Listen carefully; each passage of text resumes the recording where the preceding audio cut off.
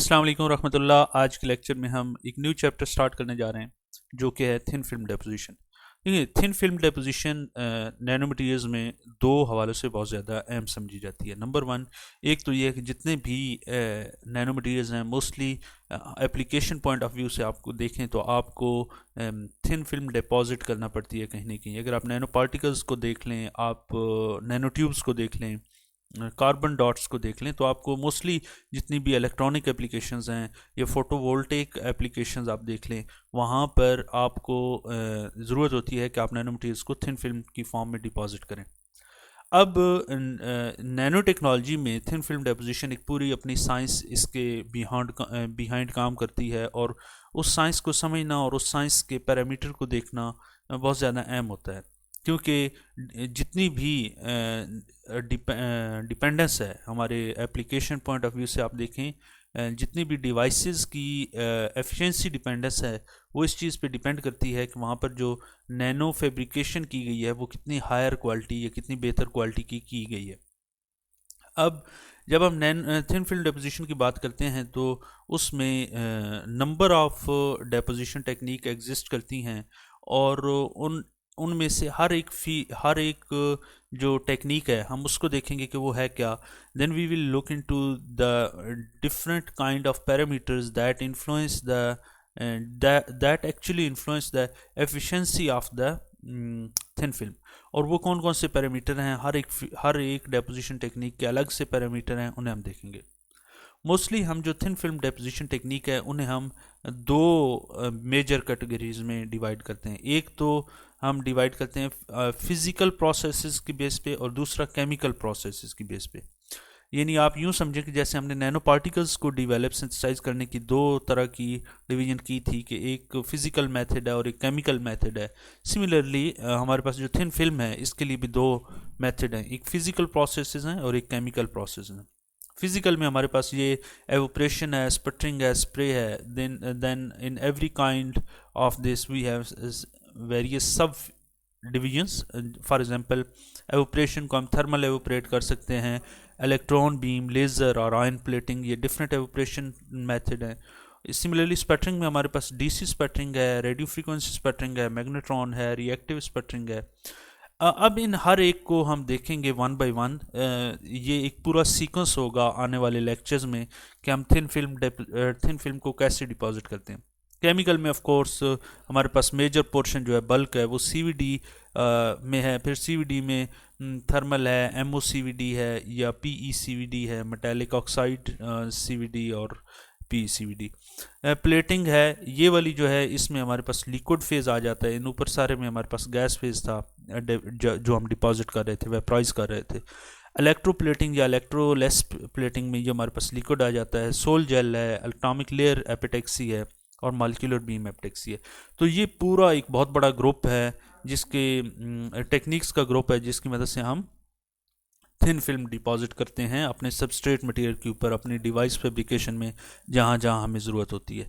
तो two dimensional material है thin film. इसको हम आने वाले पूरा जो हमारा एक लेक्चर की सीरीज होगी, हम इस पूरे चैप्टर को one by one technique by technique देखेंगे। ओके। इसके बाद हमारे पास हम इन इन जितनी भी टेक्निक्स हैं इन सब में एक बहुत अहम जो कॉमन है, अगर आप सीवीडी को निकाल दें तो जितनी भी फिज़िकल मेथड हैं या एवोपरेशन लेट्स सपोज हम बात करते हैं, वहाँ पर वैक्यूम बहुत अहम और की रोल अदा करता है। उसकी वजह यह है कि वैक्यूम जो है वो क्वालिटी डिटरमिन करता है कि हमारे पास जो थिन फिल्म डिपॉजिट की जा रही है उसकी क्या क्वालिटी होगी। अगर वैक्यूम नहीं होगा, although vacuum technology is an expensive technology, और इसको अगर आप इग्नोर कर देंगे, अगर आप वैक्यूम को इनकॉर्पोरेट किए बगैर आप नहीं करेंगे, थिन फिल्म डिपॉजिट करेंगे, तो ऑफ कोर्स हमारे पास जो एप्लीकेशन वाइज बहुत ज़्यादा प्रॉब्लम आएंगे। अब वैक्यूम क्या है कि हम जितनी भी थिन फिल्म डेपोजिशन करते हैं वहाँ पर हम चाहते हैं कि हमारे पास किसी तरह का भी रिएक्टिव इन्वायरमेंट ना हो, पार्टिकुलरली इन एवोपरेशन के केस में। तो हम उसमें क्या कर रहे होते हैं, एक मटेरियल को हीट करते हैं और उसे वेपराइज करते हैं। अब वो वेपराइजेशन जितने अच्छे और जितनी हाई वैक्यूम टेक्नोलॉजी के अंदर होगी, इसका मतलब ये है कि वो उतनी ज़्यादा इनर्ट एटमॉस्फेयर में जितनी ज़्यादा होगी, वहाँ पर उसके ऑक्सीडेशन या और किसी तरह के केमिकल रिएक्शन के चांसेस कम होंगे। और दूसरा जो अहम रोल अदा करता है वो ये है कि वैक्यूम के अंदर आपके पास जो कोलिजन है विद एयर मालिक्यूल्स और विद अदर इम्प्योरिटीज़ या विद इन मालिक्यूल्स, वो आपके पास कम से कम होगी जो कि एवोपरेट हो रहे हैं मालिक्यूल्स। ओके, तो ये हम वैक्यूम के अंदर एवोपरेट कराते हैं, देन ये एवोपरेट जो है डिपॉजिट होता है सबस्ट्रेट के ऊपर। लेकिन इसमें जो सबसे अहम चीज़ होती है वैक्यूम टेक्नोलॉजी के अंदर वो होता है मीन फ्री पाथ। अब मीन फ्री पाथ क्या है ये मैं आपको यहाँ पर समझाता हूँ कि देखें, आपके पास ये वाला वो मटेरियल है प्रीकर्सर, यहाँ से आपने इसे हीट किया तो इसने एवोपरेट होना शुरू कर दिया। अब इसमें बहुत सारे मालिक्यूल ऊपर एवोपरेट होके जा रहे हैं। अब इन एवोपरेटेड मालिक्यूल्स को अगर आपने लेट्स सपोज यहाँ पे डिपॉजिट करना है, यहाँ पे डिपॉजिट करना है, अगर तो आपने इसके अंदर वैक्यूम जनरेट किया हुआ है फिर तो ठीक है, ये जो ये एवोपरेट होंगे मालिक्यूल्स ये ऊपर जाएंगे और यहाँ पर आके डिपॉजिट हो जाएंगे। लेकिन अगर आपके पास वैक्यूम टेक्नोलॉजी अच्छी नहीं है तो यहाँ पर एयर मालिक्यूल होंगे। लेट्स सपोज मैं कहता हूँ कि ये एक एयर मालिक्यूल है, ये एयर मालिक्यूल है और एक ये एयर मालिक्यूल है। अब जैसे ही ये नीचे से आपका प्रीकर्सर या जो भी मेटल आपने लेट्स सपोज ये एक मेटल एम के मालिक्यूल्स ऊपर आ रहे हैं, तो कुछ मालिक्यूल्स तो इन रास्तों में से ऊपर चले जाएंगे, लेकिन यहाँ पर जो आएगा वो इससे टकराएगा। अगर ये इससे टकराएगा तो यूं मुड़ेगा तो ये नीचे जो आ रहा है उससे भी टकराएगा। तो इसका मतलब ये है कि हमारे पास जितना वैक्यूम कम होगा यानी उसमें एयर मालिक्यूल ज़्यादा होंगे तो यहाँ पर कोलिजन्स होंगी और उसके नतीजे में मल्टीपल कोलिजन के बाद हमारा जो ये वाला वेपर है इस सबस्ट्रेट तक पहुँच के डिपॉजिट होगा।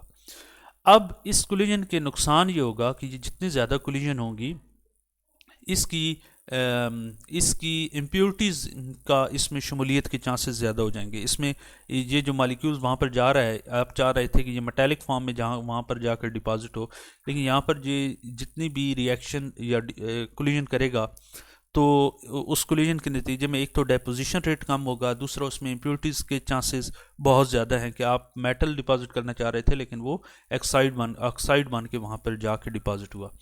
तो हम चाहते हैं कि ये वैक्यूम कम हो। अच्छा, इसमें एक कॉन्सेप्ट है मीन फ्री पाथ।